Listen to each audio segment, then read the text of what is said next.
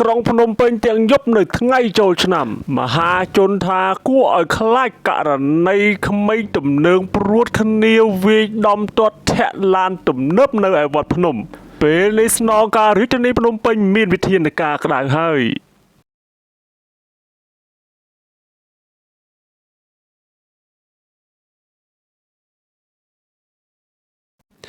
មានហេតុការណ៍គួរឲ្យភ្ញាក់ផ្អើលមួយនៅក្នុងទីក្រុងភ្នំពេញទាំងយប់នៅថ្ងៃចូលឆ្នាំត្រូវជាថ្ងៃទី3គឺថ្ងៃទី16ខែមេសាឆ្នាំ2026ដែលករណីនេះបង្កឡើងដោយក្មេងទំនើងមួយក្រុមបានព្រួតគ្នាវាយដំទាត់ធាក់ឡានទំនើបនៅម្ដុំវត្តភ្នំបើយោងតាមរូបភាពពីកាមេរ៉ាសុវត្ថិភាពបានបង្ហាញថាមានអ្នកខ្លះវាយផងសើចផងយកដុំថ្មគប់ផងអត់កាឡរ៉ាផងវាយកំទេចបំផ្លិចបំផ្លាញរថយន្ត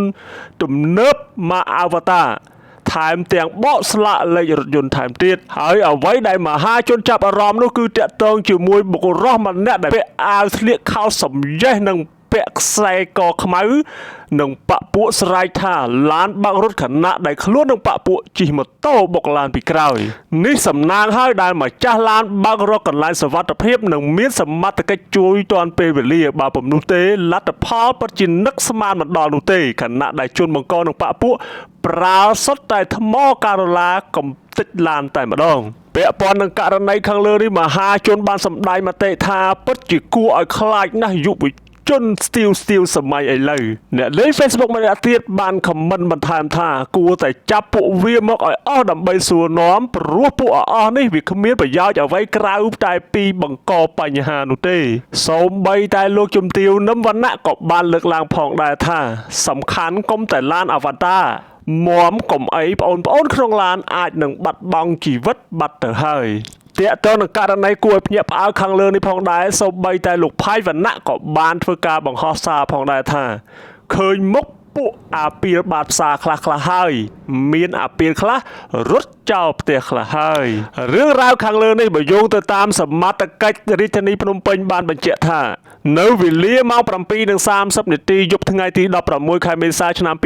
2026នៅលើកំណត់ផ្លូវលេខ90សង្កាត់ស្រះចកខណ្ឌដូនពេញរាជធានីភ្នំពេញមានករណីគ្រោះថ្នាក់ចរាចរណ៍មួយកើតឡើងរវាងរថយន្តមួយគ្រឿងមកអាវតារ07ស៊េរី2025ពណ៌ខ្មៅជាមួយនឹងម៉ូតូមួយគ្រឿងក្រោយកើតហេតុសមត្ថកិច្ចនគរបាលនៃអធិការដ្ឋាននគរបាលខណ្ឌដូនពេញនាំយករថយន្តនិងអ្នកបើកបររថយន្តមកកាន់ប៉ុស្តិ៍នគរបាលរដ្ឋបាលស្រះចកដើម្បីសួរនាំបានឲ្យដឹងថា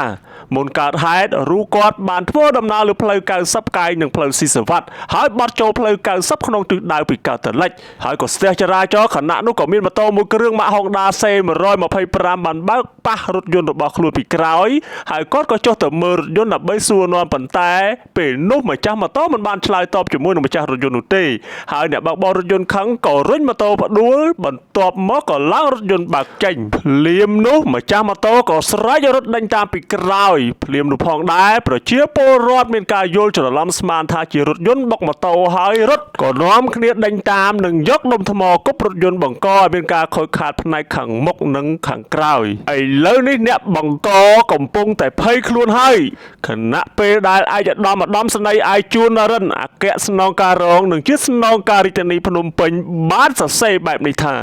ចំពោះបាតុភិបប្រលប់ថ្ងៃទី16មេសា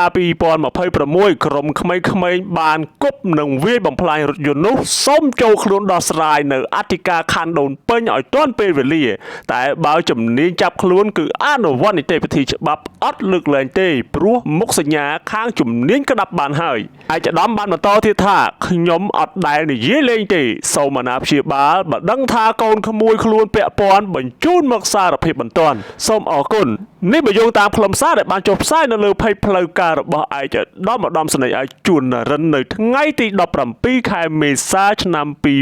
2026មុននេះបន្តិច